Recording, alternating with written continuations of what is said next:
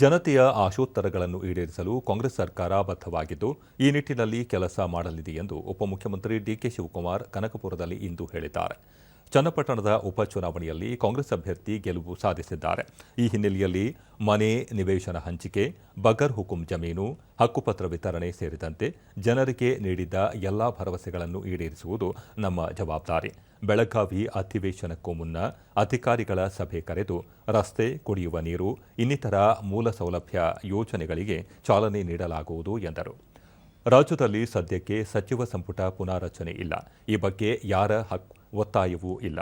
ಈ ಸಂಬಂಧ ಮುಖ್ಯಮಂತ್ರಿಗಳನ್ನೇ ಕೇಳಬೇಕು ಎಂದರು.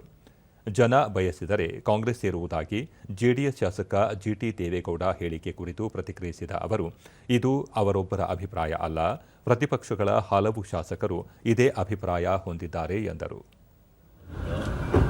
ಬೇರೆ ಬೇರೆ ಅವ್ರದ್ದು ಏನೇನು ವಿಚಾರಗಳಿದೆ, 53 ಬಗರ್ ಸಾಗುವಳಿ, ಬಗರ್ ರೋಡು, ಕೆಲವು ನೀರಾವರಿ, ಇವೆಲ್ಲ ಸಮಸ್ಯೆಗಳೆಲ್ಲ ಇದೆ.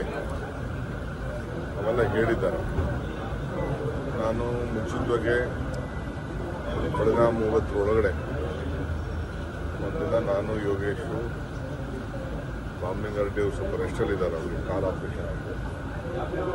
ನಾವೇ ಹೋಗಿ ಕೂತ್ಕೊಂಡು ಚರ್ಚೆ ಮಾಡಿ ಅದನ್ನೆಲ್ಲ ಪರಿಶೀಲನೆ ಮಾಡಿ ಒಂದು ರಿವ್ಯೂ ಮಾಡಿ ಅಧಿಕಾರಿಗಳನ್ನ ಚಾಲನೆ ಕೊಡ್ತೀವಿ.